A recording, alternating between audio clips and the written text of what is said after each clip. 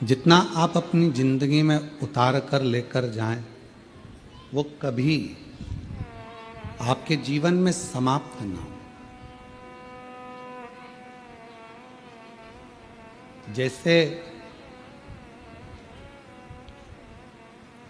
मां लक्ष्मी की पूर्ण आहुति नहीं होती, क्योंकि लक्ष्मी कभी पूर्ण नहीं होती। जब भी मां लक्ष्मी का कोई यज्ञ होता है, माता लक्ष्मी का जब कोई अनुष्ठान होता है, मां लक्ष्मी की कोई आराधना होती है, तो उसमें पूर्ण आहुति नहीं होती, क्योंकि लक्ष्मी कभी पूर्ण नहीं होती। किसी व्यक्ति को कब जरूरत है, किसी व्यक्ति को कब जरूरत है, पूर्ण तृप्त लक्ष्मी से या भोजन से कोई नहीं हुआ। उसके जीवन में कब जरूरत पड़ गई, उसके जिंदगी में कब आना पड़ गया, कब पैसे की जरूरत पड़ गई, तो लक्ष्मी कभी पूर्ण नहीं, आती रही जाती रही। उसी तरह शिव महापुराण की कथा का कभी समापन नहीं हुआ, केवल विराम हो जाता है।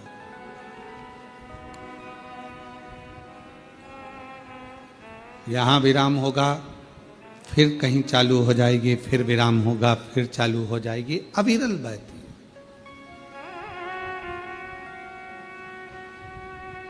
भक्ति भगवान देवादिदेव महादेव की उपासना ये कभी समाप्त नहीं होना चाहिए। जितनी उमंग, जितना उत्साह, जितना आनंद, और हम तो कहेंगे जितने भी शिव भक्त भले 1 दिवसीय यजमान बने हों, 2 दिवसीय बने हों, चाहे 4 दिवसीय बने हों, चाहे 5 दिवसीय बने हों, शिव जी से प्रार्थना करना कि हमको 7 दिन का पूरा यजमान जरूर बनाना। एक बार ऐसी भी करता है, भले बने।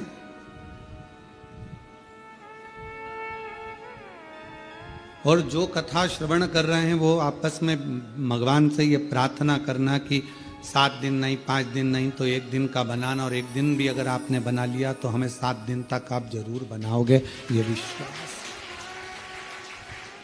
ये भरोसा है। भक्ति, विश्वास, दृढ़ता, भरोसा, ये कभी कम नहीं होना चाहिए। जितना जितना बढ़ा सकते हो भक्ति को, जितना जितना बढ़ा सकते हो विश्वास को, जितना जितना बढ़ा सकते हो श्रद्धा को, वो हमें फलित होगा।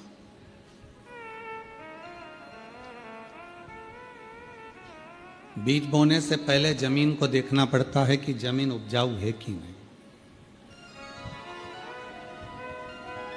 बीज तो बो दिया आपने और मालूम पड़े वो अंकुरित ही ना हो तो बिगड़ जाए।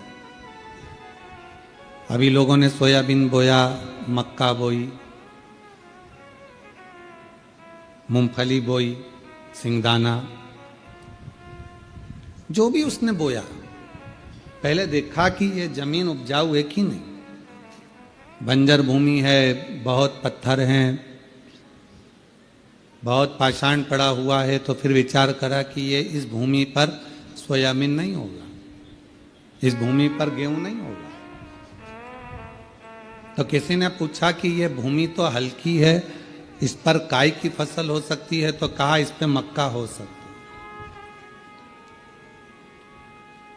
फिर किसी ने कहा कि अगर मक्का भी नहीं हो सके और ज्यादा बंजर भूमि है, क्या हो सकता है, तो कहा मूंगफली हो सकती है।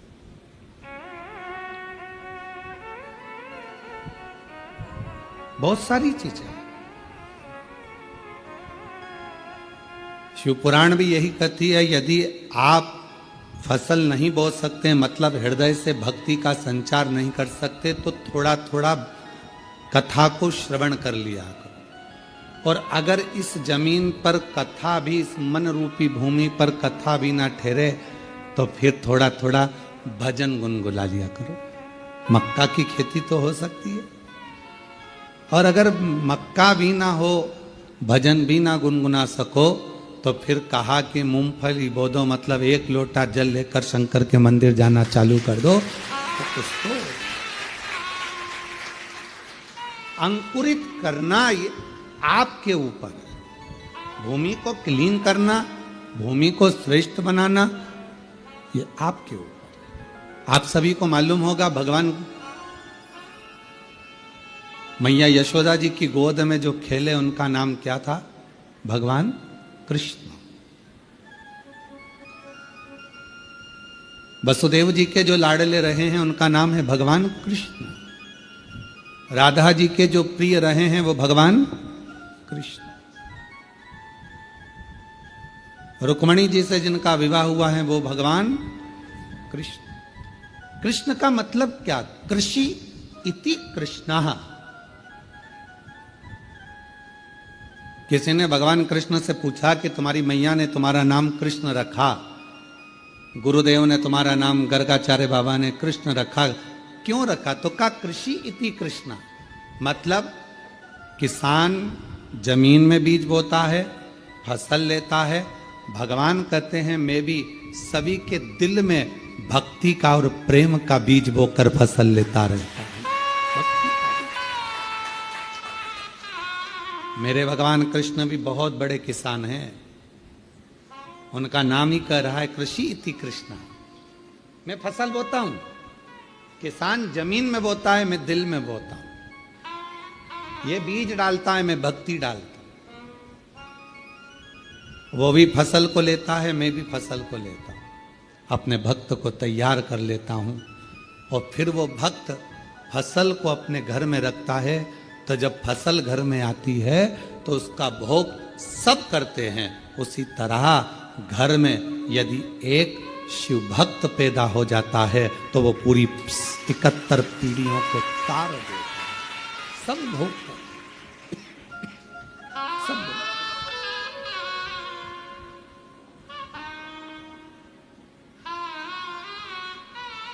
और मैंने तेरे ही भरोसे बाबा, तेरे ही भरोसे हवा विच उड़ती जावांगी।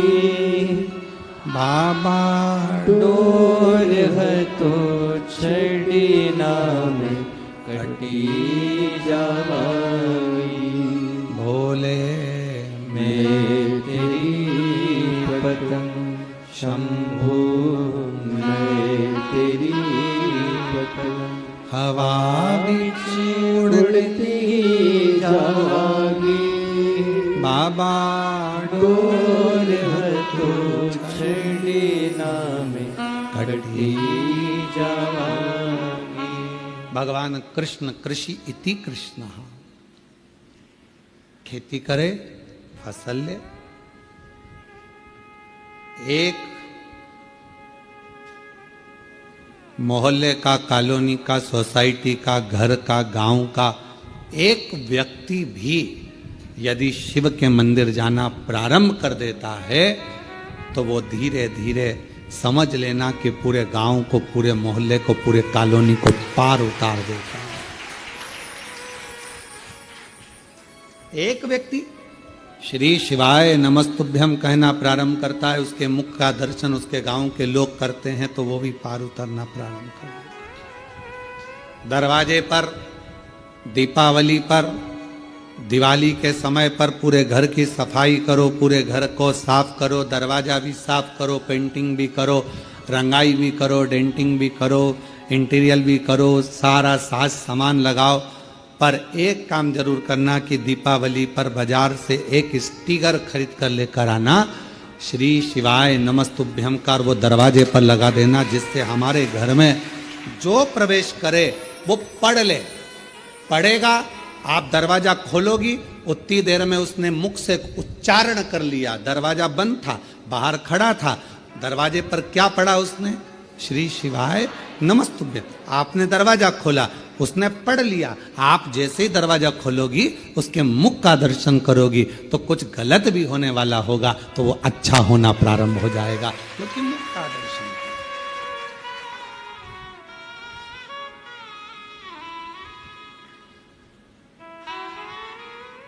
अपने घर के द्वार पर श्री शिवाय नमस्तुभ्यम दीपावली पर अवश्य एक स्टिकर लगा दो।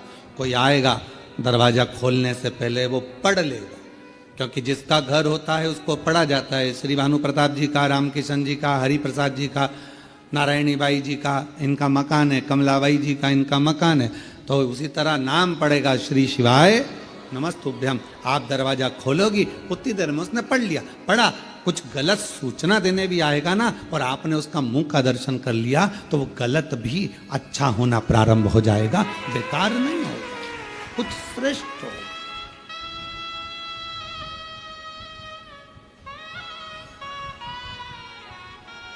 एक भक्ति के बीज को अंकुरित करना।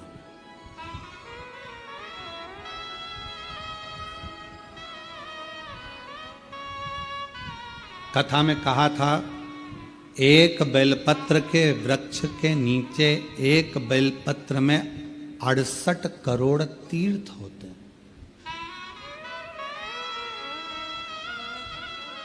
68 करोड़। अब आप और हम तो कोई स्थापना कर नहीं सकते, आप और हम तो कोई तीर्थ बना नहीं सकते, बहुत बड़ा तीर्थ का निर्माण तो कर नहीं सकते।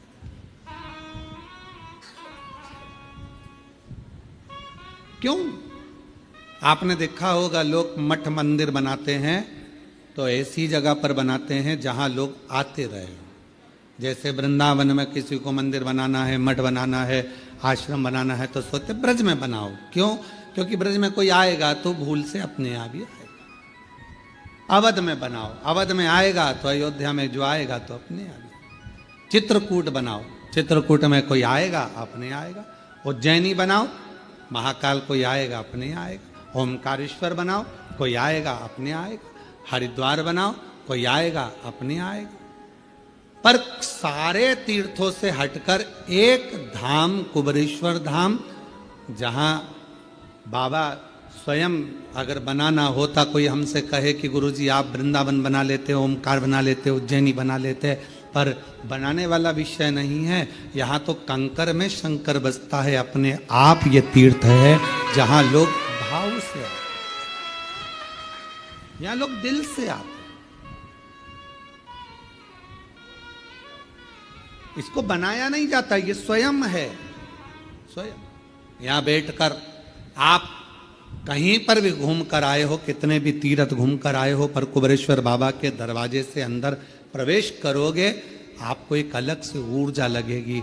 देखते देखते देखते आनंद के साथ अब जब बैठकर 108 बार श्री शिवाय नमस्तुभ्यम कहोगे, बाबा को एक लोटा जल चढ़ाओगे, दिल से कंकर शंकर की पूजन करोगे, रुद्राक्ष हाथ में लोगे, एक अलग से ऊर्जा अपने अंदर एकत्रित होगी अंदर।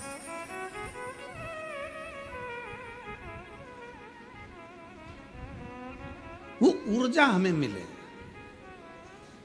एक बच्चे ने लिखा,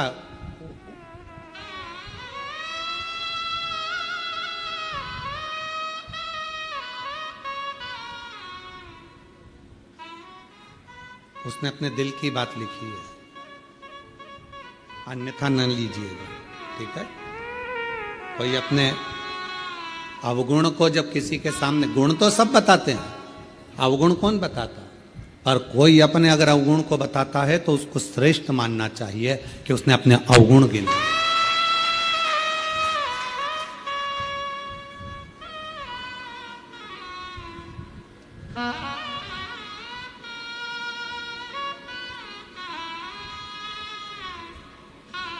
पहले नंबर पर शब्द लिखा उसने, क्षमा चाहता हूं। अब उसने पहला शब्द, और इस पत्र को हमने पहले नंबर पर इसलिए लिया क्योंकि हमें खुशी हुई इस पत्र को पढ़कर कि उसने अपना अवगुण गिनाकर सुधरने का प्रयास किया। मेरी उम्र 20 साल है। पत्र ना दिखाइए, आस्था चैनल पर पत्र हम नहीं पढ़ाएंगे, ठीक है। बोल रहे हैं आप उसको स्वीकार करें। मेरी उम्र 20 साल है। मैं जिला बालाघाट का रहने वाला हूँ। नाम नहीं लिख रहा हूँ। हम उनसे कहेंगे आप खड़े भी मत हो, ठीक है, आप अपनी जगह पर बैठे रहो। मैं बालाघाट का रहने वाला हूँ। मेरी उम्र 20 साल है और मैं अपना नाम नहीं लिख रहा हूँ। श्री शिवाय नमस्तुभ्यम गुरुदेव। सबसे पहले कुबेर भंडारी के चरणों को नमन करता हूँ, व्यासपीठ को नमन करता हूँ। मैं जब 11th क्लास में था, कुछ गलत दोस्तों के कारण, उनकी गलत बातों में मेरे द्वारा कुछ गलत कार्य हो गया, जिस कारण मेरी तबीयत खराब हो गई और मुझे एक गुप्त रोग हो गया। और वो गुप्त रोग ऐसा बढ़ गया कि मेरा इलाज कहीं पर भी नहीं हो सकता। जब वो इलाज कहीं पर नहीं हो सकता, बढ़ गया, घर के लोगों को बताऊं तो क्या बताऊं, फिर भी घर के लोगों ने खूब इलाज करवाया, खूब करवाया। कुछ समझ में नहीं आया, हल नहीं निकल रहा था उस रोग का। तब मेरी चाची जी रहती हैं, उन्होंने कहा कि सियोर वाला बाबा कथा करता है और ऐसा सुना है कि कथा में औषधि के रूप में वो कथा होती है, अगर व्यक्ति सुने तो भी वो ठीक हो सकता, उसका रोग मिट सकता। मेरी चाची के कहने पर मैंने चुपचाप से मोबाइल में आपकी कथा सुनी। कथा में आपने कहा कि कोई भी तकलीफ हो तो हिम्मत मत हारो। बीमारी आ गई ना, हिम्मत ना हारना। तकलीफ आ गई ना, हिम्मत ना हारना। कष्ट आया है, हिम्मत मत हारना। मंदिर जाना चालू करो। मैंने आपकी कथा सुनकर शिव जी के मंदिर जाना प्रारंभ करा। झाड़ू लगाता, पोछा लगाता, पर मन गवारा नहीं होता, क्योंकि बीमारी ऐसी थी, मन गवारा। क्या करूं मैं?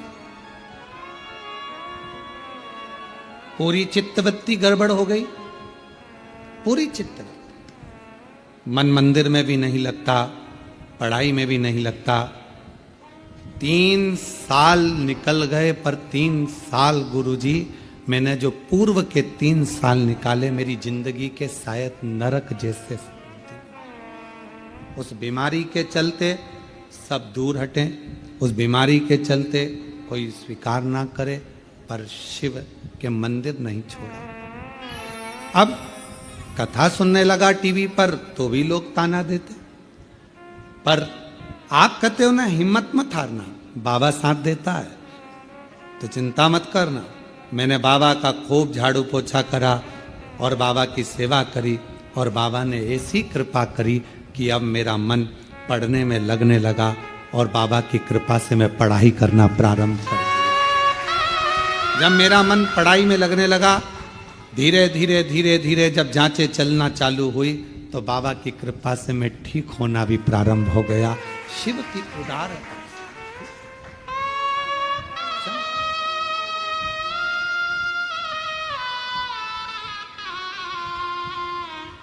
आज केवल बाबा को प्रणाम करने के लिए आया हूं कि मुझे बाबा ने बहुत बल दिया और मुझे स्वस्थ किया। एक बेलपत्र की चाह रखता हूं, पर मेरा बेटे से निवेदन है, आप मत आओ व्यासपीठ पर। हम जब कक्ष में पहुंचे, आप आकर बेलपत्र हमसे लेकर चले जाना, हम दे देंगे पत्र। बालक लिखता है, मेरी पूरी जिंदगी अगर मैं भगवान शिव को दे दूं तो कम नहीं, क्योंकि उसने मुझे पूरा ठीक कर दिया। शिव को मेरा बेटों से निवेदन है, मेरा बेटियों से भी निवेदन है, आप अपने मित्रों से मित्रता उतनी रखें जितनी जरूरत है। इस बेटे से पूछूंगा, जब मित्र साथ थे और तुम्हारा शरीर जब बेकार हो गया, तो कोई मित्र तुम्हारे साथ खड़ा हुआ? सबने साथ छोड़ दिया, सब। आज की वो मित्रता नहीं है कि आप सोचो कि कृष्ण और सुदामा की मित्रता होगी। आज की वो मित्रता नहीं है कि आपको लगे कि कर्ण और दुर्योधन की मित्रता होगी। आज की मित्रता वो नहीं है कि अर्जुन और भगवान कृष्ण की मित्रता होगी। आज की मित्रता तो केवल आपके द्वारा धन है, उसका भोग करना है, आप श्रेष्ठ हो, आपका भोग करना है, उसके बाद आपको लात मारकर बाहर कर देगा। सतर्क हो जाए मेरे बेटा बेटियां, सतर्क।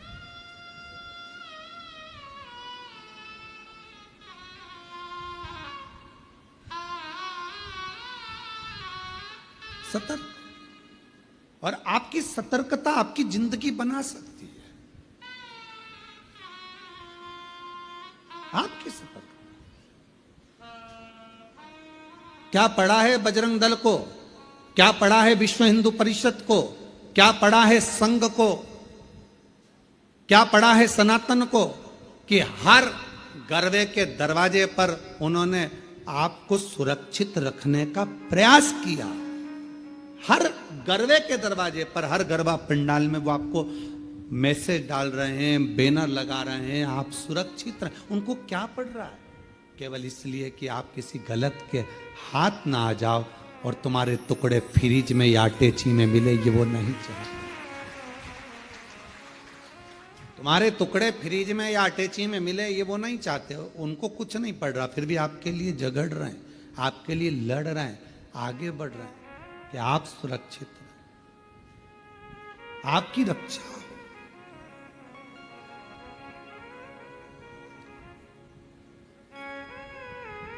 एक एक की रक्षा के विषय हेतु वो आगे बढ़े।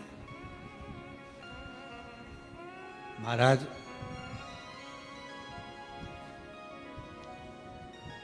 आप उस पर आश्रित होकर, जब बच्चे ने लिखा कि कहीं कुछ नहीं हो सकता, तब हार कर शिव की शरणागति। क्या करा? केवल शंकर के मंदिर में झाड़ू पोछा और बाबा को नमन प्रणाम।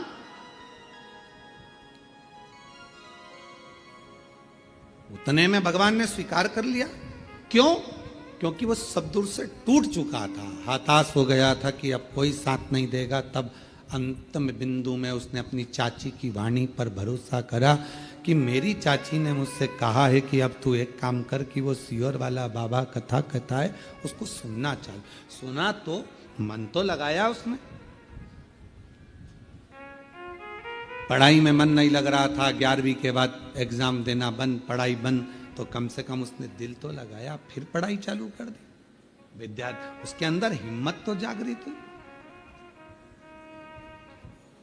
कल एक बेटी रोती रोती कह रही थी, गुरुजी, गुरुदेव, जब हम पीछे बाबा के दर्शन करने के लिए बट वृक्ष की ओर जा रहे थे, तब वो कह रही थी कि गुरुदेव, मैं बहुत हताश हो गई। मैंने पूछा, बेटा क्या हुआ, क्यों हताश हो गई? कहा, मैं 9 साल से नौकरी की सर्विस की तैयारी कर रही हूं, पर मेरा गवर्नमेंट जॉब नहीं लग रहा।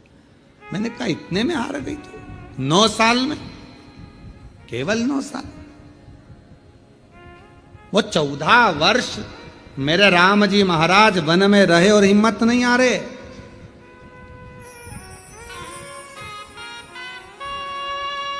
और तू 9 वर्ष में हार गई बेटा।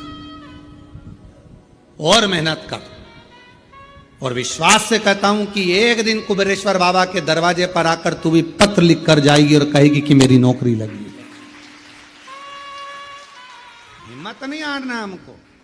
आज सबसे ज्यादा जरूरी, कोटा राजस्थान में कोचिंग होती है, हजारों लाखों बच्चे कोटा राजस्थान में जाकर कोचिंग करते हैं, पढ़ाई करते हैं और एग्जाम देते हैं, टेस्ट होता है, उनकी परीक्षा होती है। कई बच्चे हिम्मत हार कर सुसाइड कर लेते हैं। क्यों करना सुसाइड? कौन ने कहा कि तुम इतनी जल्दी हिम्मत हार गए? क्या तुम्हारे पिताजी के पास में खिलाने का अन्न नहीं?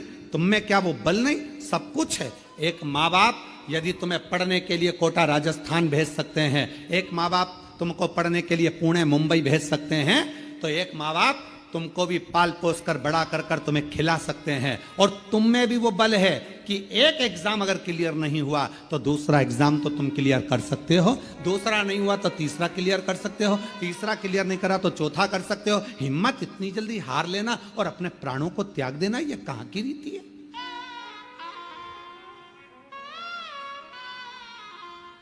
अपनी हिम्मत को मत हारो, अपने विल पावर को कभी कमजोर मत होने दो। कितनी सुंदर कथा है। माँ दुर्गा भवानी के 9 रूपों में आती है एक माँ चंद्रघंटा की कथा। कौन सी माता है? चंद्रघंटा।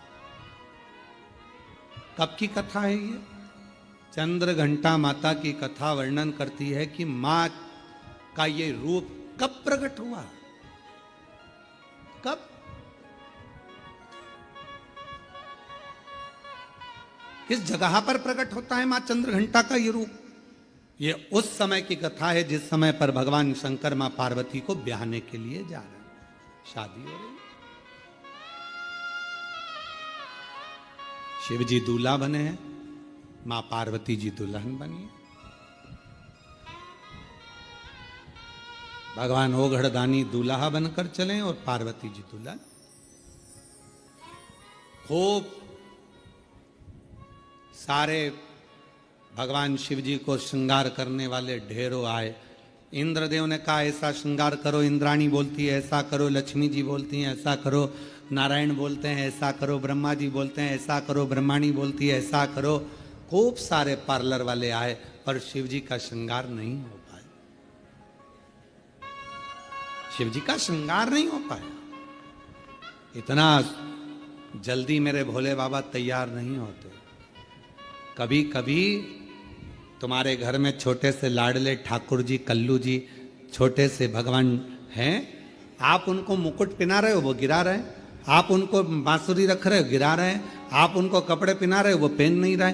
कभी कभी आप उनका श्रृंगार कर रहे हो वो टूट जा रहा है। कभी कानों का पहनाते हो तो एक कान का निकाल देता, कभी तिलक लगाते हो तो तिलक गिरा देता, कभी नगबेसर पहनाते हो नगबेसर गिरा देता। आप इतने परेशान हो जाते हो कि आखिरी में जम के चिपका देते हो। बोलो बोलो सही है कि गलत है? अब की बार और तुमने उठाया जम के चिपका दिया, तुम कितनी भी जम के चिपका दो वो थोड़ी देर बाद फिर गिर गया, फिर गिर गया।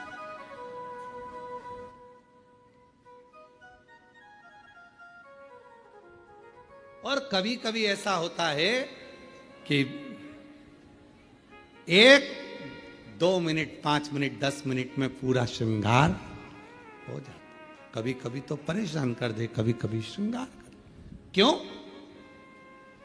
आपके अधीन नहीं, वो अपनी मर्जी से तैयार होते हैं और अपनी मर्जी से ही आनंद पाते हैं। अपनी मस्तक पर मलिया गिरी चंदन ऐसा तिलक लगाया, मोर मुकुट कानों में कुंडल ऐसा लगाया, महकता रहे दरबार सावरे, महकता रहे दरबार सावरे, तेरा किसने किया श्रृंगार, तेरा किसने किया श्रृंगार सावरे। लगे दुल्हा सा दिलदार सांवरे, लगे दुल्हा सा दिलदार सावरे, तेरा किसने किया श्रृंगार सावरे। कभी पहन लेते हैं वस्त्र, कभी नहीं पहनते, कभी आभूषण पहनते हैं, कभी नहीं पहनते, उनके ऊपर। अब बाबा को दूल्हा बनाना या शंकर भगवान को सजाना कोई सरल बात है? सरल है? बहुत कठिन, बहुत कठिन। सब देवता हार गए, श्रृंगार नहीं कर पाए सब। और संपूर्ण भारतवासियों को, संपूर्ण देशवासियों को, संपूर्ण सनातनियों को इस कथा में से एक बात सीख लेना चाहिए। आप यदि भगवान शंकर के मंदिर में जाकर सावन के महीने में श्रृंगार कर रहे हैं, आप शिवरात्रि पे शंकर भगवान के मंदिर में श्रृंगार कर रहे हैं, मंदिर के लोगों में आपको सूचना दी कि मंदिर का श्रृंगार करना है, मंदिर में तैयारी करना है, तो आप अपने आप को किस्मत वाला समझना कि भोलेनाथ अपना श्रृंगार तुमसे करवा रहे हैं।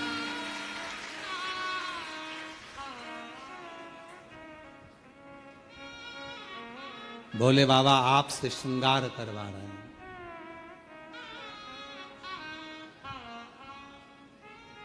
भगवान शिव जी ने अपना श्रृंगार भगवान विष्णु से नहीं करवाया, ब्रह्मा जी नहीं कर पाए, इंद्र नहीं कर पाए, गरुण वरुण नहीं कर पाए, भगवान शंकर का श्रृंगार कोई नहीं कर पाया। और अगर आप शिव जी के मंदिर में जाकर श्रृंगार कर रहे हो, सावन के महीने में शंकर भगवान को सजा रहे हो, आप शिवरात्रि पर भगवान शंकर का श्रृंगार कर रहे हो, तो समझ लेना कि भगवान शंकर जब नारायण जी से नहीं करवाए, ब्रह्मा जी से नहीं करवाए, तो तुम कितने शिव जी के प्रिय हो गए जो तुमसे भगवान श्रृंगार करवाए, तुमसे करवाए। और वो कितना मस्तक पर मलिया गिरी चंदन ऐसा तिलक लगाया। बाबा अगर आप सज रहे हो और हमसे सजवा रहे हो, तो ये तो हमारे हम पर आपकी करुणा, हम पर कृपा है। पर किसी किसी को अहंकार आ जाता है, मंदिर में तैयार करते करते किसी किसी को अभिमान आ जाता है, अगर मैं मंदिर नहीं गया तो श्रृंगार नहीं होगा। कई कई माताएं नहीं कह देती, मैं मर गई ना उस दिन मालूम पड़ेगा, तो मर जा। अभी देख लेते, ऐसे मरने से काम नहीं चलेगा। मैं अगर दुकान नहीं गया तो दुकान नहीं चलेगी, मैंने ये काम नहीं किया तो मेरा ये नहीं होगा, मेरा ये काम नहीं हुआ। अरे भाई, कई लोग कहते गौतम मैं हूं जो मंदिर में श्रृंगार कर देता हूं, सावन के महीने में मैंने कैसा श्रृंगार करा, शंकर जी को कैसा सजाया, मंदिर में रंगोली मैंने डाली, मंदिर में ये काम मैंने करा, गौतम मैं हूं जो श्रृंगार कर रहा हूं, मैंने करा। अरे भाई, भगवान नारायण से नहीं करवा पाए, ब्रह्मा जी से नहीं करवाए, इंद्र से नहीं करवाए, तेर से करवा रहे हैं। समझ लेना कि तू भगवान के करीब है। अहंकार मत आने देना, अभिमत्ता नहीं आने देना, अहमता में मत फूल जाना। तेरे से करवा रहे, तेरे से महकता रहे दरबार सारे, महकता रहे दरबार सारे, तेरा किसने किया श्रृंगार सारे, तेरा किसने किया श्रृंगार सारे। अगर वो करवा रहा है तो प्रसन्न होए, प्रसन्न। इतनों में हमको छाटा उसने। नहीं हुआ श्रृंगार ब्रह्मा जी से, नहीं हुआ श्रृंगार भगवान विष्णु जी से, नहीं हुआ श्रृंगार किसी से। तब भोलेनाथ जी से पूछा कि अब क्या होगा, क्या करें। शंकर भगवान बोले काल भैरव को बुला लो, इससे जोरदार ब्यूटी पार्लर कोई नहीं जानता। अब काल भैरव नाम सुनते से ही लोगों की हालत ढीली हो जाती है। काल भैरव, बटुक भैरव, ओहो बाल भैरव, नाम सुने तो आदमी के आगे आधे से ज्यादा के पसीने छूट जाते। काल भैरव, भयंकर रूप, बड़े विकराल नयन, दंत, स्वरूप काला, भयंकर बाल, त्रिपुंडा लगा हुआ। अब इतना तो क्या, तुमने देखा होगा ब्यूटी पार्लर वाले जितने भी होते हैं पहले खुद का श्रृंगार करते हैं। जब वो ही सुंदर नहीं होंगे तो दूसरे को क्या खाक सुंदर बनाएंगे। पहले स्वयं, बोला सही है कि गलत है, पहले उनको खुद का श्रृंगार करना पड़ता है। एकदम बढ़िया लाइन वन खींच के डब्बा मब्बा भरो, फिर यहां से नीली पीली हो जाओ, फिर बढ़िया धागे से खिंचातानी कर कर फिर बढ़िया खुद पहले अच्छा जोरदार दिखना चाहिए कि कोई पार्लर में आए तो उसको लगना चाहिए काकी जी कितनी सुंदर लग रही रे, बुआ जी इतनी बढ़िया लग रही है, तो अपने को भी इतना बढ़िया कर देगी। अब मालूम पड़े बोई ऐसी, भयंकर बाल खुले, दांत बड़े बड़े, टीकी लंबी चौड़ी, और होठ काले और दांत सफेद, तो फिर तो वो हमारे यहाँ श्राद्ध पक्ष में हमारे यहाँ दीवार पर वो गोबर से बनाती हैं संजा, तो उसमें गाती हैं हिरनी को बड़ा बड़ा दांत कि थारी अम्मा मारेगी कि कूटेगी, संजावाई चली ससुराल। अब हमारे यहाँ इधर गाते, अब तुम्हारे उधर गाते कि नहीं गाते वो हमको नहीं मालूम, पर हमारे इधर गाते। संजा है होली है पूज लो।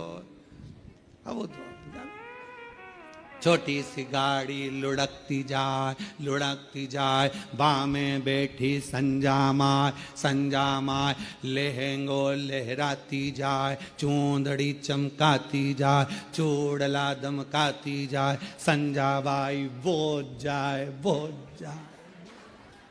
अब तो गाय सुन, गाने अब वो मालूम पड़े पार्लर जिसके यहाँ जा रहे हो श्रृंगार करने, अब मालूम पड़े वही विकराल रखे, तो मन में आए तुम तैयार तो कर दोगी? हाँ, किसके जैसी करोगी? मेरे जैसी रिंदे हाथ जोड़ते, हमको नहीं होना तैयार है। तो पहले पार्लर वालों को तैयार होना पड़ता है, पहले पार्लर जो चलाए पहले वो श्रृंगार करे, तब तो अब भगवान नारायण जी से भगवान शिव तैयार नहीं हुए, भगवान ब्रह्मा जी से नहीं हुए, इंद्र से नहीं हुए, फिर पूछा कौन को बुलाया जाए, सब हार गए। आखिरी में सूचना कर दी काल भैरव को, भगवान काल भैरव आए।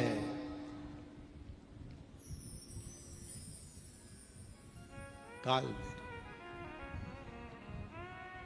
और जो काल भैरव पहुंचे शंकर भगवान के सामने, शिव जी से पूछा प्रभु क्या करना है? शंकर भगवान कहे तैयार कर दे। तैयार? हाँ।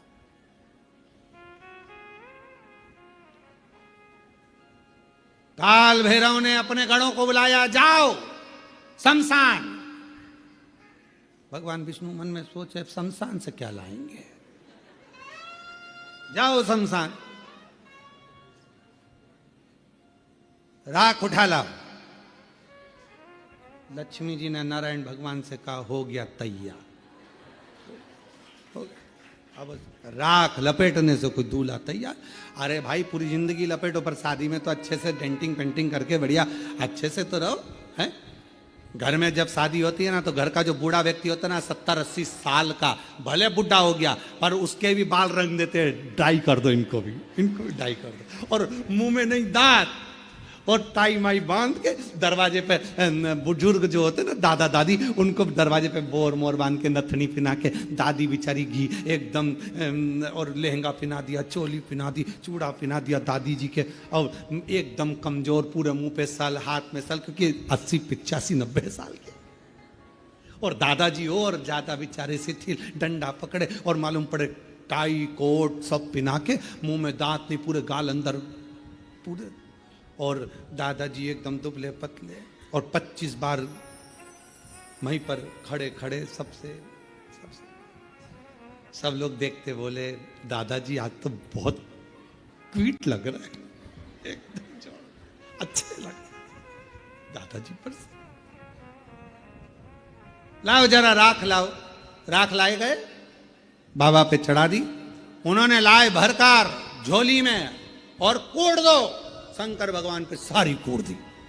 अब तो जो जटा अच्छी खासी थी वो भी, अब तुम्हारे बाल में कोई राख भर दे तो कैसा होगा?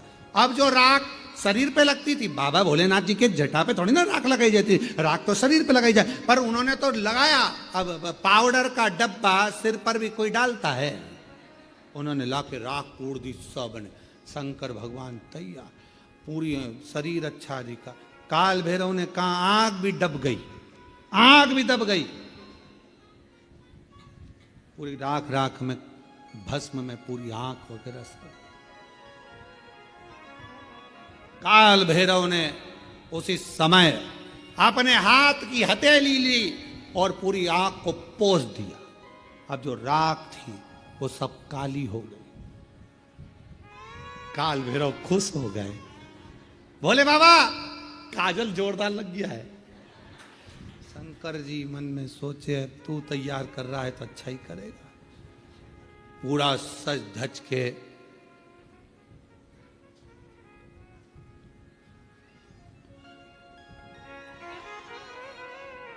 श्रृंगारित होकर, जाओ जल्दी मुंडों की माला लाओ। भगवान ब्रह्मा जी को चक्कर आए, सो भगवान ब्रह्मा जी बोले शादी में फूलों की पहनते कि मुंडों की पहनते हैं, जल्दी जाओ।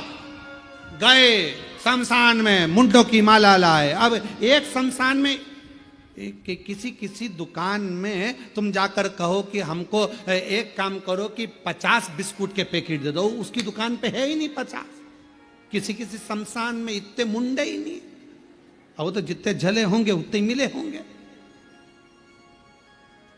एक गण आकर बोला महाराज शमशान में हमने देखा वहां तो तीन मुंडे हैं। तो भगवान यमराज तुरंत बोले काल भैरव बाकी के दूसरे दूसरे शमशान में सब दूर का प्रोडक्ट इकट्ठा करो, सब दूर का माल लाओ, एक जगह एकत्रित करो और मुंडों की माला बनाओ। सारे शमशान से मुंडे इकट्ठे कर लिए, मुंडे लेकर भगवान के गले में पिना दिए। गले भयंकर। और सांप पकड़ लाओ। अब पकड़ने गए, जितने उतने भर के लिया। शिव जी के हाथ में बांध दिए, पांव में बांध दिए, सब दूर सांप ही सांप, गले में सांप, कान पे सांप, पीछे सांप, सब दूर सांप।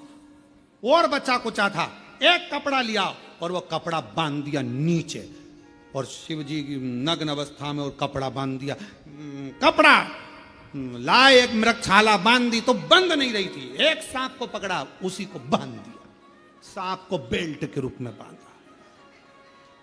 अब जैसे ही शंकर भगवान खड़े हुए और इतने में एक गण ने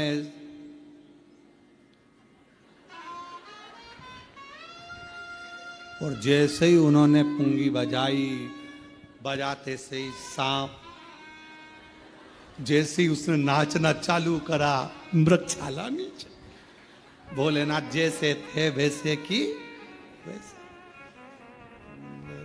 काल भैरव ने समझाया सबको, सब सांपों को वापस बुलाया, मीटिंग ली और मीटिंग में कह दिया देखो जो जहां है वो में ही रहेगा। बैंड बाजे कितने ही बजे, सहनाई कितनी बजे, कुछ भी बजे, पर अपने को नहीं नाचना, सब नाचेंगे, अपन वैसे ही रहेंगे। ठीक है, बिल्कुल ठीक है। सब बंद। चली बारात, भयंकर स्वरूप, भूत प्रेत, डाकनी पिशाचनी, भयंकर नाद करते हुए सब शिव जी को देख रहे थे। जितने भूत चुड़ैल सब शंकर जी पे से निछावर कर रहे थे। कोई राइनोन लाके नजर उतार रहा था। तो लक्ष्मी जी ने भगवान विष्णु से पूछा कि राइनोन क्यों उतार रहे हैं? कोई सुंदर होता है तो उतारी जाती है। अब ये सुंदरता तो कहीं दिख नहीं रही है। जितने भी रिश्तेदार मिलेंगे पार्वती के सब भग जाएंगे। सुंदरता तो कुछ दिख नहीं, इतना क्या। और चले बारात, नाचते कूदते। ये कथा है, चंद्र घंटा माता की कथा चल रही है, याद रखना, चंद्र घंटा। और चली बारात महाराज बाबा की, मस्तक पर चंद्रमा, राख, भस्म, सर्प, भयंकर स्वरूप, सब घबराए। आगे आगे देवता चल रहे देवियों के साथ में। हिमालय राज की नगरी में खबर हो गई कि बारात आ गई। भगवान ब्रह्मा जी से कहा गया, भगवान विष्णु ने, कि इन सब रिश्तेदारों से कह दो कि दूल्हा मत देखना, बाकी की बारात पूरी देखो, दूल्हा मत देखना।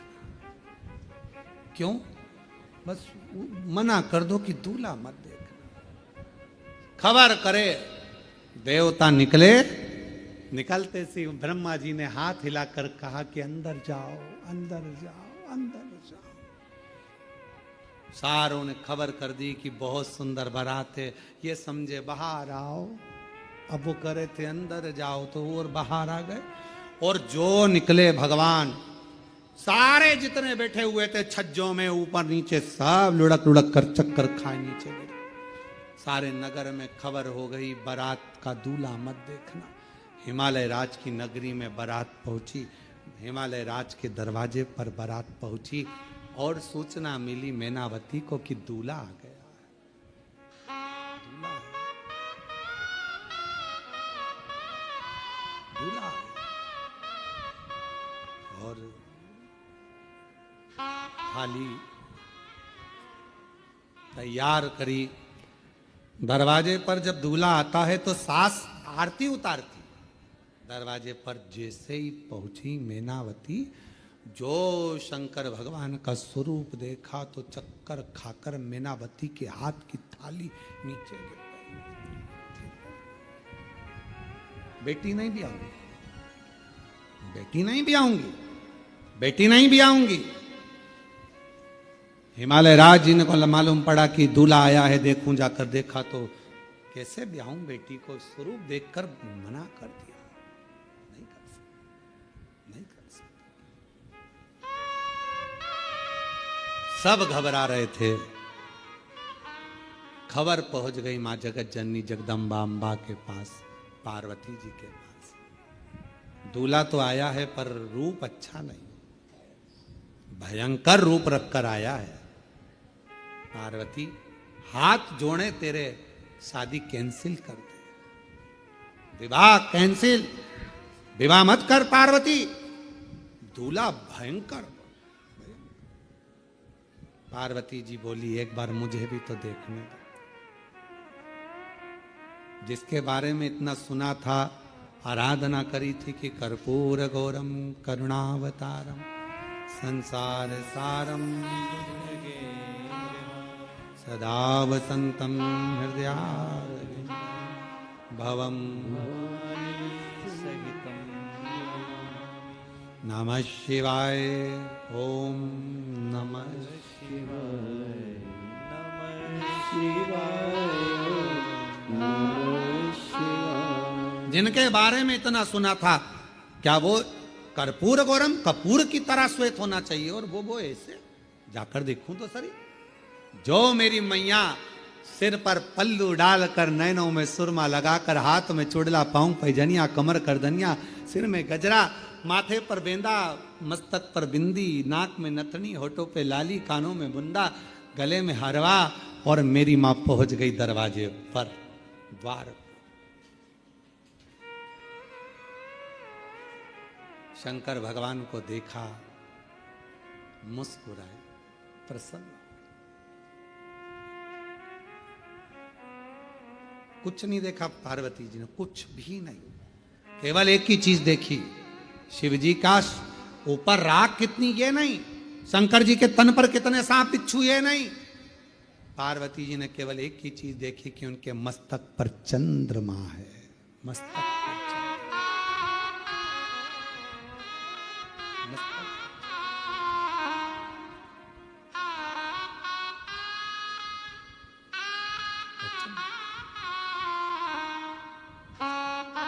वो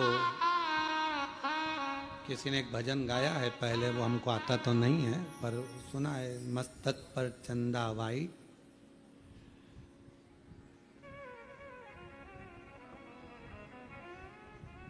आसमान मून लाइट, और मेरे भोले बाबा ब्रिलियंट हैं, ऐसा कुछ भजन उन्होंने गाया है, स्मरण किसी ने गाया ये भजन, बड़ा सुंदर है।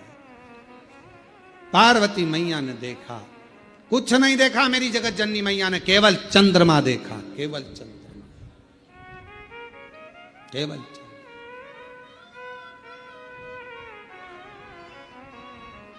और चंद्रमा देखते से ही मेरी मां जगत जननी जगदम्बा अम्बा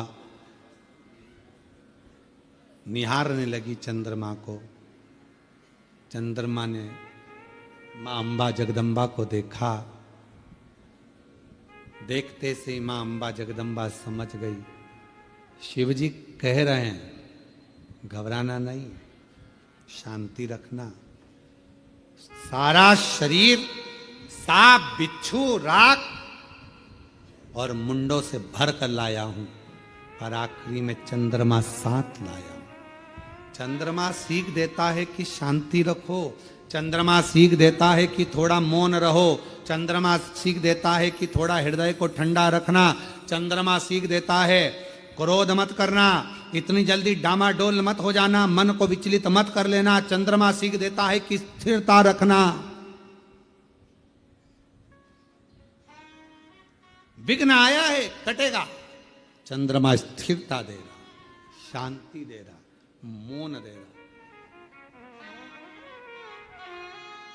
और माँ ने हाथ जोड़ लिए बाबा भोलेनाथ जी के, चंद्रमा को देखा और देखकर कहा, चंद्र आप शिव जी को लेकर आए हो यहाँ। जितनी शीतलता मेरे शिव जी में है उतनी शीतलता मुझ में देना। शांति जितनी शिव में है उतनी शांति मुझे देना। धैर्य मुझे देना, विश्वास मुझे देना कि मैं डिगू ना। भीतर प्रवेश हुआ बारात का।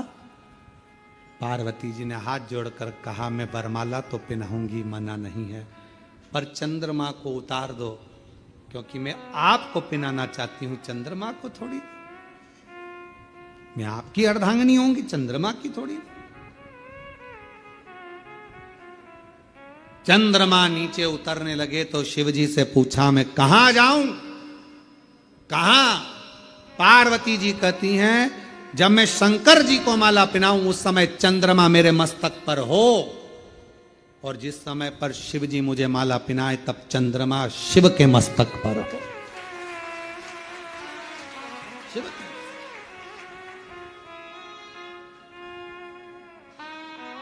मां माला पहनाने के समय पर चंद्रमा मेरी मैया के मस्तक पर आ गया। चंद्रमा को देखकर मेरी माता ने कहा, शीतलता देना, शांति देना, धैर्य देना, मौनता देना और हृदय को संतोष देना। इसलिए आज भी मां जगत जननी ने मस्तक पर जैसे ही चंद्रमा लिया, शिवजी के गले में माला पहनाई। माला पहनाते से ही शंकर भगवान कहते हैं, हे चंद्र घंटा, हे चंद्र घंटा, हे चंद्र घंटा, तेरी शीतलता, तेरी शांति, तेरा हृदय की आनंदता आज मुझे सुख दे गई। पार्वती, सारा नगर मुझे देखकर हाय हाय कर रहा था, घबरा रहा था, पर तू नहीं घबराई। पार्वती जी कहती हैं, जब आप मस्तक पर चंद्रमा लेकर आए तो मुझे समझ में आ गया कि आप मुझे प्रेरणा दे रहे हैं कि शांति रखना, संकट आया है, कटेगा, चिंता मत करना, ये भयंकर रूप भी मेरा टल जाएगा और मैं कर्पूर गौरम। बोले चंद्र घंटा माता की। चंद्र घंटा माता की। 9 देवियों में एक देवी की आराधना चंद्र घंटा के रूप में होती है। क्यों होती है? कि घर में शांति रखो, मन में शांति रखो, थोड़ा संकट आया है, टलेगा। कितना बड़ा संकट था, शिवजी का इतना विकराल रूप था, लोग घबरा रहे थे, डर रहे थे, पर शिवजी ने चंद्रमा को रखकर शीतलता दी थी कि जो समझ गया मेरे रूप को वो फिर भटका नहीं।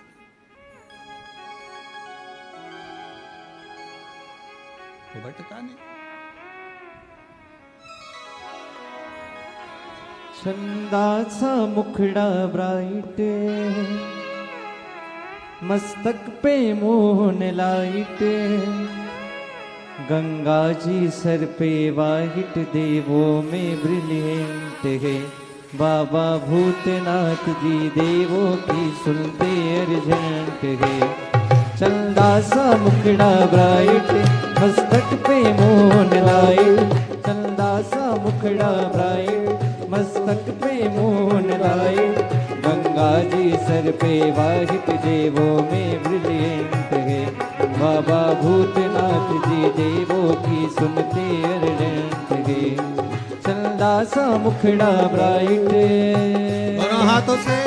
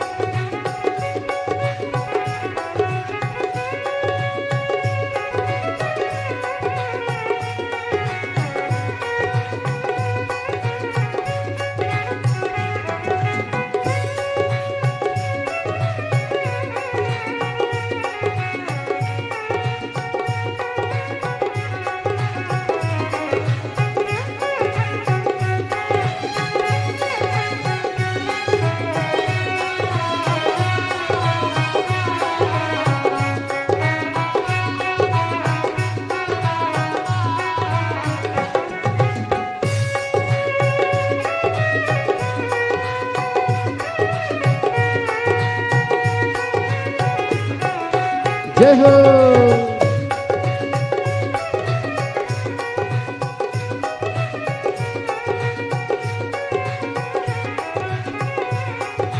देश के योगी जैसा जिनका लेखन मास्टर माइल, ऐसा चमके मुखमंडल सूरज को कर दे ब्लाइंड। देश के जोगी जैसा जिनका लेकिन मास्टर माइल, ऐसा चमके मुखमंडल सूरज को कर दे ब्लाइंड। बागंबर कमर में लाइट और बांग धतूरा डाइट, बागंबर कमर में लाइट और बांग धतूरा डाइट, कर देते रोंग राइट इनमें वो टेलेंट गए। बाबा भूतनाथ जी भक्तों की सुनते अर्जंत गए।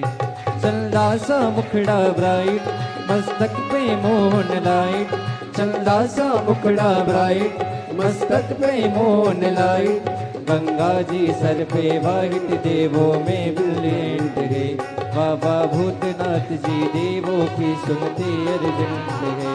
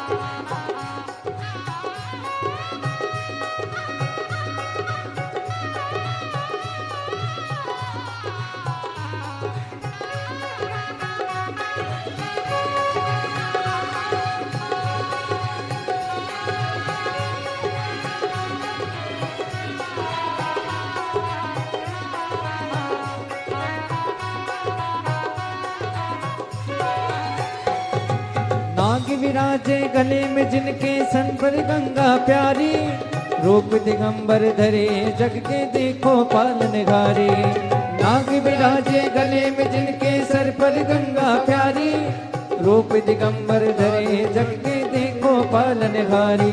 चंदा सा मुखड़ा ब्राइट मस्तक पे मोहन लाइट, चंदा सा मुखड़ा ब्राइट मस्तक पे मोहन लाइट।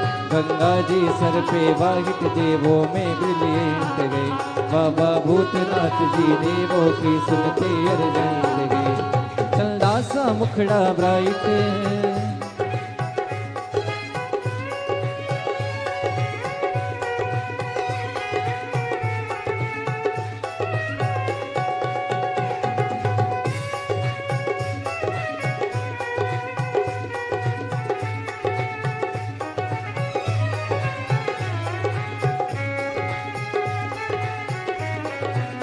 शंभो जय हो।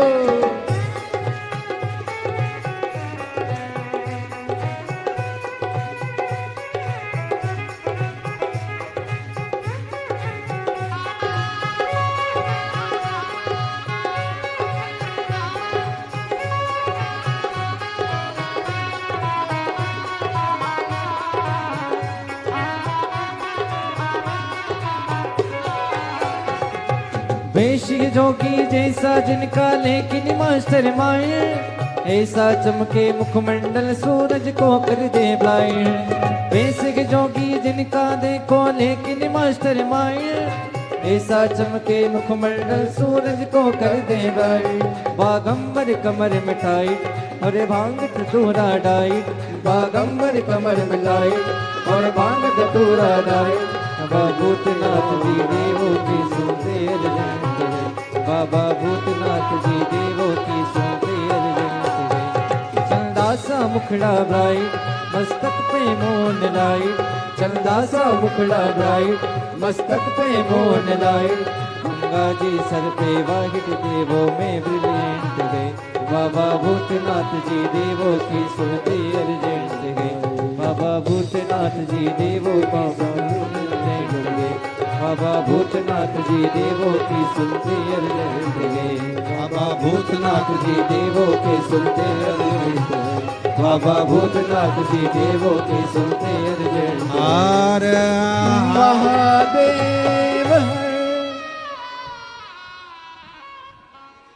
चंदा सा मुखड़ा वाई, तक पे moon light, Ganga ji sir पे वाहिट देखो वे ब्रिलियंट है। बाबा भूतनाथ जी देवों की सुनते अर्जेंट है। भगवान अपने स्थान पर बैठकर बाबा को आज विराम दिवस है, दिल से प्रार्थना करो, विनय करो, निवेदन करो। बहुत दूर दूर से आप लोग आए हैं और जो लोग घर में आस्था चैनल पर कथा श्रवण कर रहे हैं, घर में कथा सुन रहे हैं, मोबाइल पर कथा सुन रहे हैं, वो भी नीचे बैठकर बाबा से अपना मन का भाव कहें, प्रार्थना करें, विनय करें। जहाँ जगह मिल जाए वहाँ बैठ जाओ। और आज कथा का विराम दिवस है, दिल से प्रार्थना करो, विनय करो, निवेदन करिए, हृदय से बाबा को प्रार्थना करिए। बहुत अच्छा मौका आप लोगों को मिला है, जो नवरात्रि में शिव और शक्ति की ये पवित्र कथा और उसका विराम दिवस। कहते हैं मेहमान जाते जाते अपने घर के बच्चों को कुछ देकर जाते हैं, उसी तरह कथा का जिस दिन विराम दिवस रहता है उस दिन बाबा भोलेनाथ भी कुछ ना कुछ देकर जरूर भेजते हैं। इस भाव से आप लोग बाबा से अपने मन की बात सब साथ में बोलेंगे, धीरे धीरे बोलेंगे, आराम से बोलेंगे और बाबा को अपने मन का भाव प्रेम से वर्णन करेंगे।